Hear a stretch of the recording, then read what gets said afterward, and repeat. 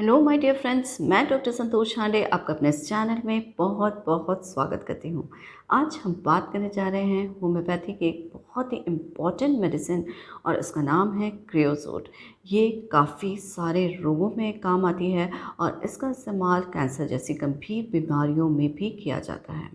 यदि आप मेरे इस चैनल में नए हैं तो इसे सब्सक्राइब कर लीजिए और इस वीडियो को शुरू से आखिरी तक ज़रूर से देखिए, क्योंकि इसमें बहुत ही इम्पॉर्टेंट इन्फॉर्मेशन मैं शेयर करने जा रही हूँ। क्रियोसोट एक ऐसी मेडिसिन है जो कि डीप एक्टिंग कहलाती है, यानी ये शरीर के विभिन्न भागों में गहराई तक अफेक्ट करती है और इसीलिए बहुत ही ज़्यादा उपयोगी है। इसका इस्तेमाल हम अनेक रोगों में करते हैं, जैसे कि सर्दी, खांसी, जुकाम या फिर दांतों से संबंधित समस्याएं, बोन्स से संबंधित समस्याएं, अगर अल्सर फॉर्मेशन हो गया है, कैंसर है, महिलाओं के विभिन्न प्रकार के रोग जो विशेष रूप से जब उनका रजोनिवृत्ति का समय आता है उसके पश्चात होते हैं, तो ये इसका इस्तेमाल काफ़ी ज़्यादा किया जाता है। इवन इसका इस्तेमाल जो है महीने के जो ट्रबल्स होते हैं, मासिक धर्म से संबंधित परेशानियों में किया जाता है। प्रेग्नेंट फीमेल्स में बहुत ज़्यादा काम आती है। बच्चों के केसेस पर्टिकुलरली जो डेंटिशन होता है या दांत आना होता है उसमें काफ़ी ज़्यादा अच्छा इफ़ेक्ट करती है। चलिए हम जानते हैं कौन से इसके 5 बहुत ही ज़्यादा महत्वपूर्ण सिम्टम हैं जिसके लिए इसको याद रखा जाता है। पहले सिम्टम के बारे में मैं आपको बताती हूँ। ये ऐसे लोगों के लिए ज़्यादा सूटेबल है, विशेष रूप से महिलाओं और बच्चों के लिए। बच्चे जो कि पुअरली नरिश्ड होते हैं, यानी कि जिनका पोषण ठीक नहीं होता है, दुबले पतले कमज़ोर बच्चे, और इनकी विशेषता यह रहती है कि ओवर ग्रोन होते हैं, यानी इनकी हाइट बहुत ज़्यादा होती है, अपनी एज से कई ज़्यादा लंबे होते हैं। जैसे कि आप फॉस्फोरस कॉन्स्टिट्यूशन देखते हैं या फिर कैलकेरिया फॉस देखते हैं, इसमें भी पतले दुबले लंबे बच्चे जो अपनी एज से कंपैरेटिवली ज़्यादा लंबे होते हैं। जैसे कि एक 5th 6th क्लास का बच्चा होगा और उसकी हाइट 12th क्लास के बच्चे जैसे दिखाई दे रही है, दुबला पतला कमज़ोर है, तो वहाँ पर इसका इस्तेमाल के बारे में बिल्कुल सोचा जा सकता है।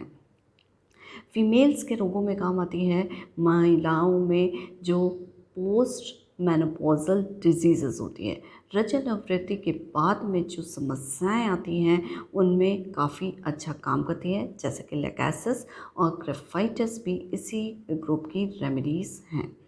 फिर जो बच्चे होते हैं तो उनमें एक और विशेषता पाई जाती है कि इनमें दांतों से संबंधित ट्रबल बहुत दिखाई देते हैं। दांतों से यानी जैसे ही उनके दांत आते हैं वे टूट के गिर जाते हैं। तो कभी भी ऐसे बच्चे जिनके कि दांत से इस तरह की संबंधित समस्याएं हैं तो उसमें इसका इस्तेमाल किया जाता है। बच्चे जो हैं अपीयरेंस वाइज भी बहुत विशिष्ट दिखाई देते हैं। ओल्ड लुकिंग बच्चे और ओल्ड लुकिंग, हाँ, यानी कि उनकी स्किन जो होती है उसमें झुर्रियाँ दिखाई देती हैं, जो कि एक पुअर न्यूट्रिशन का भी एक साइन है, तो उससे इसकी पहचान की जा सकती है। दूसरा सिम्टम देखते हैं।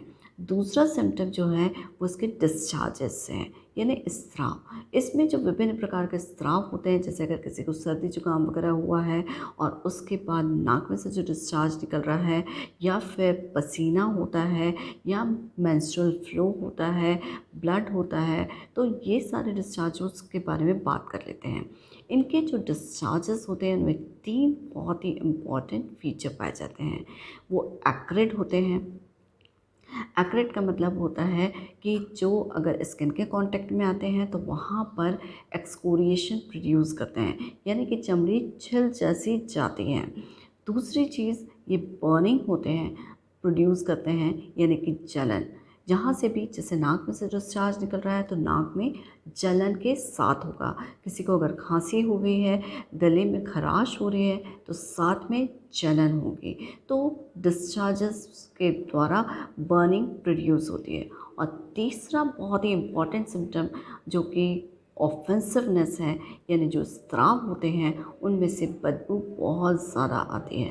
तो ये 3 अगर स्राव के फीचर आप किसी में देखते हैं तो वहाँ पर आप क्रियोसोट का इस्तेमाल बिल्कुल कर सकते हैं। और यहाँ पर इन फीचर्स के बेसिस पे कई बार हम पेशेंट को पहचान भी लेते हैं। जैसे नाक में से स्राव हो रहा है तो वो भी बहुत ज़्यादा बदबूदार होगा, एक्रिड होगा, ऑफेंसिव होगा, एक्सकोरिएटिंग होगा कि उससे आसपास की चीज़ें, जो नाक के आसपास के टिश्यूज़ होते हैं वो छिल जाते हैं। साथ ही साथ में तीसरा फीचर देख लेते हैं और वो है हैमरेजेस। जी हाँ, क्रियोसोट का जो है वो ब्लीडिंग टेंडेंसी के लिए भी जानी जाती हैं। इसके जो स्त्राव होते हैं या हैमरेजेस होते हैं वो ऐसे कहीं से भी हो सकते हैं। जैसे अगर छोटे छोटे वुंड्स हो गई, चोटें हो गई, उसमें से बहुत ज़्यादा ब्लड निकलना, नाक में से खून आना यानी एपिस्टेक्सिस की टेंडेंसी होना, हिमोप्टिसिस खांसी में से खून आना, हिमेटमेसिस यानी कि वोमिटिंग के थ्रू ब्लड निकलना, हीमेचूरिया यानी कि यूरिन में से ब्लड निकलना, और मेंसेस जो है, पीरियड्स जो होते हैं फीमेल्स में, वो बहुत ज़्यादा प्रोफ्यूज़ क्वांटिटी में होते हैं। तो ये हेमरेजिक टेंडेंसीज़ को रिफ्लेक्ट करता है। तो ये जो हेमरेजेस होते हैं कैसे होते हैं, ये पैसिव टाइप के हेमरेजेस होते हैं, और जिसमें जो ब्लड डिस्चार्ज होता है वो डार्क कलर का होता है और उसमें से भी ऑफेंसिवनेस होती है। इसमें सिक्रेशंस की एक टेंडेंसी होती है कि जो डिस्चार्जेस होते हैं वो रैपिडली डिकम्पोज होते हैं और बहुत ही ज़्यादा ऑफेंसिव होते हैं। तो ये था इसका तीसरा फीचर हेमरेजेस के बारे में। चौथा देख लेते हैं, इस मेडिसिन में सिफिलिटिक म्याज़म प्रीडोमिनेंटली फीचर लेके उपस्थित होता है। यानी ये जो मेडिसिन है ये एंटीसिफिलिटिक कहलाती है। क्यों होती है आपको मालूम है, सिफिलिटिक म्याज़म डिस्ट्रक्शन के लिए रिस्पॉन्सिबल है। तो यहाँ पर जो डिस्ट्रक्शन ये प्रोड्यूस करता है किस रूप में करता है, ulceration, ulcers formation, gangrene formation. जब किसी भी टिश्यूज़ में ऑक्सीजन की सप्लाई प्रॉपर नहीं हो रही है तो गैंग्रीन फॉर्म हो जाता है, तो ये गैंग्रीन प्रोड्यूस करता है। एक और सिफिलिटिक टेंडेंसी है जो कि कैंसरस अफेक्शन के रूप में देखी जाती है या मैलिग्नेंट डिजीज़ के रूप में देखी जाती है। तो एक कैंसरस अफेक्शन के लिए भी बहुत ज़्यादा जाना जाता है। ये पफिनेस प्रोड्यूस करता है, यानी जब टिश्यूज़ के अंदर में पानी का एक्यूमुलेशन, जैसे ट्यूमेफैक्शन भी बोलते हैं, और पफिनेस भी इसके फीचर के रूप में देखा जाता है। पांचवा सिम्टम देख लेते हैं और ये है फीमेल से रिलेटेड। फीमेल्स के लिए वाकई क्रियोसोट एक बहुत ही बेहतरीन रेमेडी के रूप में कार्य करती है और उनकी गंभीर बीमारियों के रूप में। ये मेडिसिन जो है पोस्ट क्लाइमैक्टिक जो डिजीज़ होती हैं, यानी रजो निवृत्ति के पश्चात में जो डिजीज़ डेवलप होने का अंदेशा रहता है, उसे बहुत ज़्यादा काम आती है। कई बार आपने देखा होता है कि रजो निवृत्ति के समय आता है और फीमेल्स में बहुत ज़्यादा क्वांटिटी में ब्लड का फ्लो होने लगता है। मेंसेस जो होते हैं बहुत जल्दी आने लगते हैं, प्रोफ्यूज़ होते हैं, काफ़ी लंबे समय तक चलते हैं, और उनके कारण से उनको हीमोग्लोबिन की कमी भी हो जाती है। तो early profuse protracted menses and periods are not regular, और बीच में कई बार आ जाते हैं, यानी इरेगुलरिटी ऑफ द मेंसेस देखने को मिलती है। इसमें जो ब्लड का डिस्चार्ज होता है वो डार्क कलर का होता है, बहुत ज़्यादा ऑफेंसिव यानी बदबू वाला होता है। ल्यूकोरिया, श्वेत प्रदर यानी कि सफ़ेद पानी की शिकायतें भी हम अक्सर फीमेल्स में देखते हैं। तो क्रियोसोट का जो ल्यूकोरिया होता है वो बहुत स्पेसिफिक होता है, कि जैसे कि ये बदबूदार होता है, यानी इसमें जो स्मेल आती है वो जैसे ग्रीन कॉर्न्स होते हैं, यानी हरे जो कॉर्न्स होते हैं, भुट्टे होते हैं, उसके जैसी स्मेल होती है। और ये जो स्टार्च के जैसे कड़क हो जाता है, कपड़े पर गिरता है तो उसको स्टिफन कर देता है, स्टार्च के जैसे कड़क कर देता है, और स्टेनिंग भी प्रोड्यूस करता है, यानी इसके द्वारा जो लिनन हैं, कपड़े हैं, उनके ऊपर धब्बे पड़ जाते हैं, येलो रंग के धब्बे पड़ जाते हैं, और ये बहुत एक्रिड होता है, यानी कि जलन करने वाला होता है। जैसे कि आप देखते हैं आयोडम में पल्सेटिला में ये भी एक्रिडिटी ऑफ ल्यूकोरिया देखने को मिलती है, इसमें भी इसी तरह के फीचर्स पाए जाते हैं। फिर साथ ही साथ में ये जो प्रेग्नेंट फीमेल्स होते हैं उनमें भी इसका इस्तेमाल काफ़ी ज़्यादा किया जाता है, और प्रेग्नेंट फीमेल्स में गैस्ट्रिक ट्रबल्स में ज़्यादातर इस्तेमाल की जाती है, और उनको वोमिटिंग की भी काफ़ी ज़्यादा शिकायतें होती हैं। साथ ही साथ में जब प्रेगनेंसी के बाद में जब डिलीवरी हो जाती है, उसके बाद निकलने वाले डिस्चार्ज को बोला जाता है लोकिया। ये ब्लडी होता है, इसमें म्यूकस होता है, यूट्राइन टिश्यूज़ होते हैं। तो ये जो लोकिया होता है क्रियोजोट में, वो ब्राउन कलर का होता है, बहुत ऑफेंसिव होता है, बहुत जलन करने वाला होता है, और एक्रिडिटी, कोरोसिवनेस, एक्सकोरिएशन, इसके फीचर्स देखने को मिलते हैं।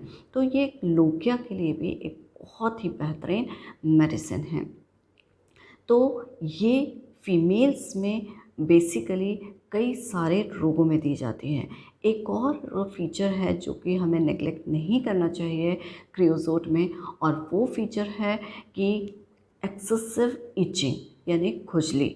जो पुडेंटा रीजन है, यानी कि जांघों के बीच का एरिया, उसमें बहुत ज़्यादा इचिंग होती है, और वजाइनल इचिंग, जिसे पोराइटिस वजाइना भी बोला जाता है, उसके लिए क्रियोजोट को याद रखा जाना चाहिए।